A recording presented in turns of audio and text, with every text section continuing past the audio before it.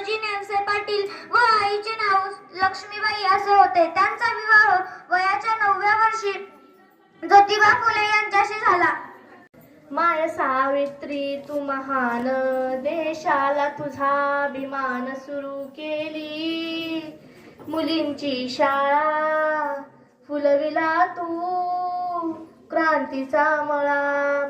स्त्रियांना कधीच नव्हता शिक्षणाचा अधिकार, चूल आणि मूल हेच त्यांच्या विश्वासाचा स्वार्थ झाला.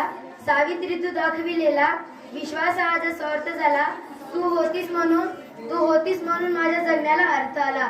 तू होतीस म्हणून माझ्या जगण्याला अर्थ. शिथित झाले ज्ञान मिळाले भयमुक्त झाली नारी. शिथित झाले ज्ञान मिळाले भयमुक्त झाली नारी. तू पाया जगाला तुझवर तू दिलं जात होतं. त्या काळात महिलांना शिक्षणाचे अधिकार नव्हते. त्यांना समाजात मान सन्मान नव्हता. अशा